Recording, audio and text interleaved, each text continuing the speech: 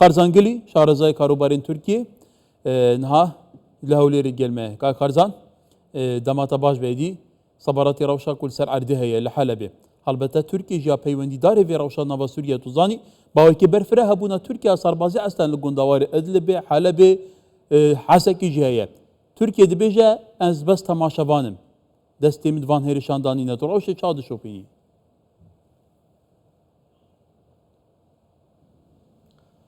بەڵێ زۆر سپاس ئەم پێشهاتی کە لە ماوەی 24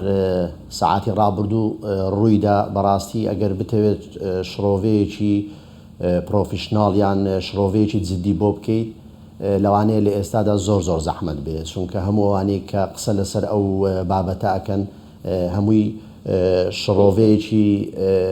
کاتیە شرۆڤەکان هەمووی ئەو شرۆڤانە نین کە دەقیق بن لەبەرەوەی پێشاتەکە زۆر بەپەلەی ڕوویدا زۆر بەپەلەیش کە هێزی تەحریری شام توانی حەلەب کۆنتترۆل بکات و پاشان بەرەو حەما بڕوە بەڵام بۆ وەڵامی پرسیارەکەی جەنابەت تەبعاان ئەو هێزە هەروەکو خۆشتان دەزانن و لەوانەیە بینەرانیش بزانن ئەو هێزە بەبێ پاڵپشتی تورکیا هیچ کاتێک نەیتوانێت و هیچ هەنگاوێک بنێ ئەم هێزی تەحریری شام کاتێک کە ئەوێ بەرەو حەلەب بڕوە یان کاتێک کە لە حەلەبیشەوە تێپەڕێ بەرەو حەما و پاشان دوێنێ ژووتی ڕۆین بەرەو شامیش تا بتوانین شامیش کۆنتترۆل بکەین بەبێ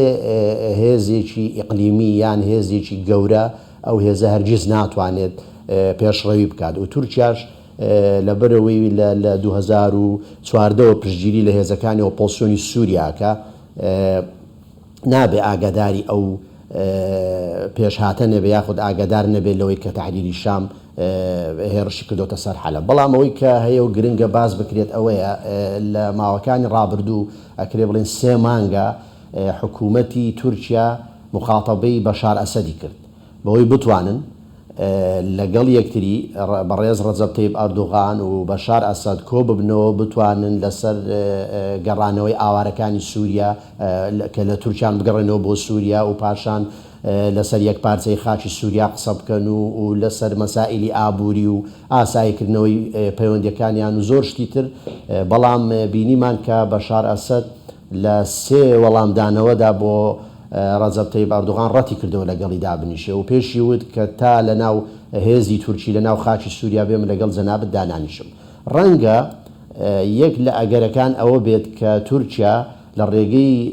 گروپی تەحریری شام بیاوێت پەلاماری حەلەب و چەند شوێنێکی تری سووریا بدات و پەیامێک بنێرە بۆ بەشار ئەسەد کە زۆری لێ بکات بۆی لەسەر مێزی گفتوگۆ لەگەڵ تورکیا دابنیشێت و پەیوەندیەکانیان ئاسایی بکەنەوە هەڵبەتە خۆتەزانی وڵاتانی تریش خاوەن نفوس و حتا هەبوونی سەربازیشیان لە ناو سووریا هەیە کەواتە ئیران ئەویش وڵاتێکی هەرێمیە بێگومان کەواتە ڕازی دەبێت بەوەی کە لە واقع هەیە ڕووسیا هەڵویستی چۆن دەبێت بەڵێ خۆی ئەم ئەگەرێکی تریش ینی سیناریۆکی تریشەیە کە زۆر باس سەکرێ ئەویش ئەوەیە کە رووسیا کە ئەتوانێ بڵێن رووسیا فیلە گەورەکەی سووریا رووسیا ئێستا بە شەڕی ئۆکرانیاوە مەشغوڵە هەموو ئەو سەرباز و هەموو ئەو ئەفسەرانەی کە زۆر توانایەکی سەربازی گرنجیانێ نزیکەی 1500 ئەفسەر لە ماوەی 10 ساڵی ڕابردوو لە سووریا بوون لە ماوەی شەڕی ئۆکرانیا و رووسیا گەڕاونەتەوە بۆ رووسیا کەواتە پێگەی رووسیا لە سووریا لاواز بووە بە هەمان شێوە ئەو ڕووداوانی کە ڕوویاندا لە لوبنان و لە غەزە و لاوازکردنی حزب الله ڕاستەوخۆ کاریگەری لەسەر ئیران هەیە بەوەی ئێرانیش لە ناو سووریا پێگەی زۆر لاواز بووە و ئەمە بە دەرفەتێک زاندراوە بۆ ئەوەی تورکیا بیاوێت ئەو پەیامە بە بەشار ئەسەد بڵێ ئەوە ئەگەرێکە ئەگەری دووەم کە ڕەنگە ئەگەرێکی زۆر بەهێز بێ ئەویشەوەیە کە گۆڕانی هاوچێشەی سیاسی و هێز لە لوبنان و لە غەزە بەبێ سووریا ناکرێ و حتمیە یعنی ناکرێ ئیسرائیل سەرکەوتنی خۆی لە لوبنان و لە غەزە ڕابگەێنێ لە سووریا ڕانەگەێنێ لەبەر ئەوەی ئەو هێرشەی کە ئەگەر لە ماوەی 24 کاتژمێری ڕابردوو سەیری بکەن ڕێگەی M4 و M5 کە ئەو ڕێگەیە یەکسەر حەلەب بەرەو لازقیە ئەو حەلەب بەرەو شام و ئۆردنە بەستێتەوە و هەموو ئەو چەکانەی کە ئەدرا بە حزب الله و لەوێشەوە بۆ حەماس ڕۆی لەو ڕێگەیەوە ڕۆیشتووە کەواتە تەکمیلەی ئەو بەرنامەی کە ئیسرائیل هەیەی ئەوەیە کە ئەو ڕێگەیە ببڕێ جا مەرحەلەی یەکەم لە ڕێگەی تەحریر شامەوە ویستویانە ئەو ڕێگەیە ببڕن، بەڵام ئایا بۆ مەرحەلەی دووەم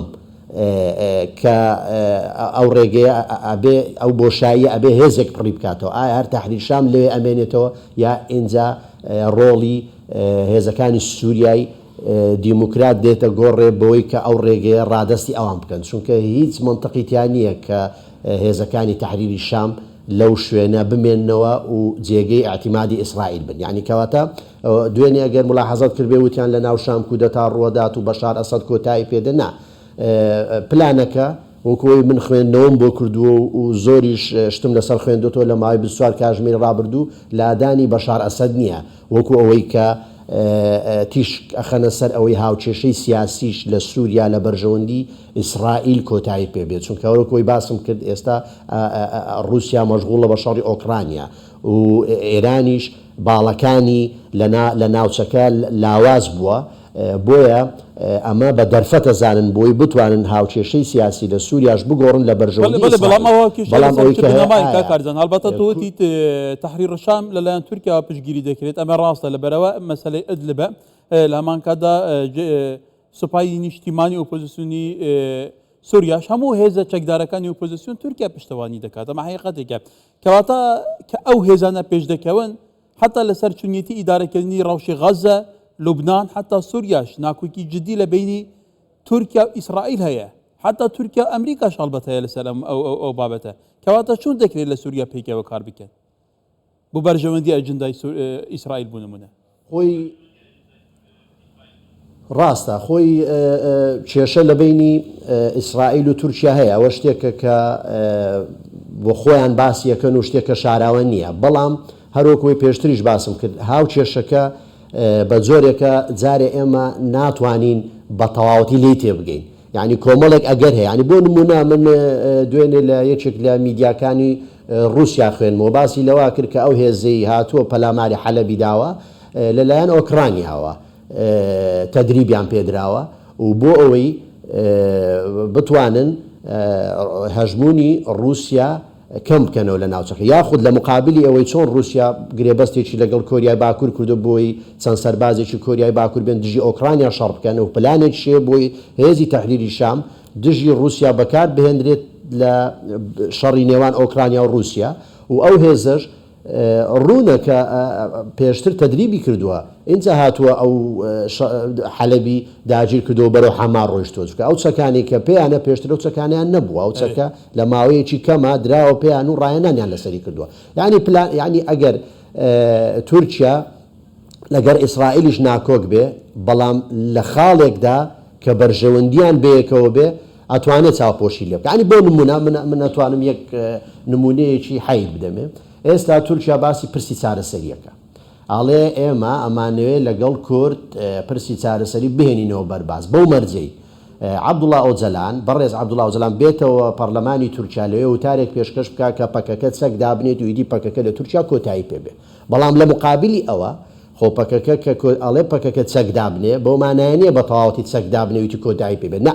لە ڕۆژ ئاوە بە ناوێکی تر دروست بێتەوە، یعنی تورکیا مەترسی پەکەکە لەسەر وڵاتی خۆی لا بدا وەکوی کە ئێستاڵێ خەریتەی ڕۆژهەڵاتی ناوەڕاستە گۆڕێت و ناوچەکە گۆڕانی بەسەردادێت، تورکیا ترسی هەیە باکووریش بکەوێتە نا ئەو پلانەی ئیسرائیل، بۆیە ڕەنگە ئیتفاقێک لەگەڵ ئیسرائیل بکە بڵێ من پەکەکە دەرەکەم لە تورکیا با چەک دابنێ، بەڵام لە ڕۆژاوە چاوپۆشی لە هەموو هەنگاوێکی ئیسرائیل هەڵبەتە لە سووریا هێزی کوردیش هەیە، ئەوش پێم خۆشە لەگەڵ تۆ باس لەوەش بکەین. یەکێک لە بەرپرسەکانی ڕۆژاوی کوردستان بۆ پێگەی ئەلمۆنیتەری ئەمریکی گوتبووی کە گوتوبێژی ناڕاستەوە خۆیان لەگەڵ تورکیا هەیە، لایەنی سێم ناوبژیوانی دەکات، حتا زۆر جار ئەوان دەڵێن ئێمە ئامادەین لەگەڵ تورکیا ڕێک بکەوین گفتوگۆ بکەین. ئەحمەد داوودۆغڵو کە سەردانی یاریمی کوردستانیش کرد باسی ئەوەی کرد کەواتە لەم چارچوەیە پێگەی کورد تو ئازانی کورد بە تایبەتی هەسەدا لەگەڵ ئەم گروپە چەکدارانە بەردەوام شارگیان هەبووە پێشتر.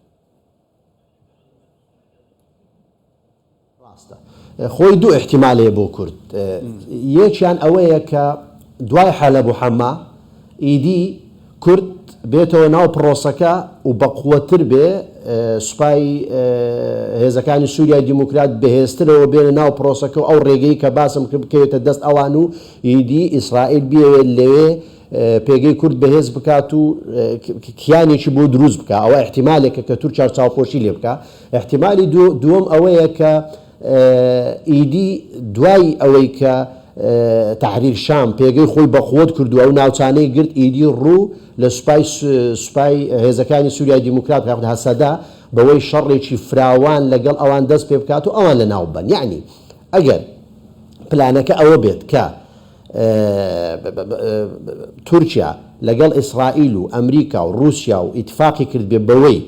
کە یەکپارچەی خاچی سووریا بپارێزن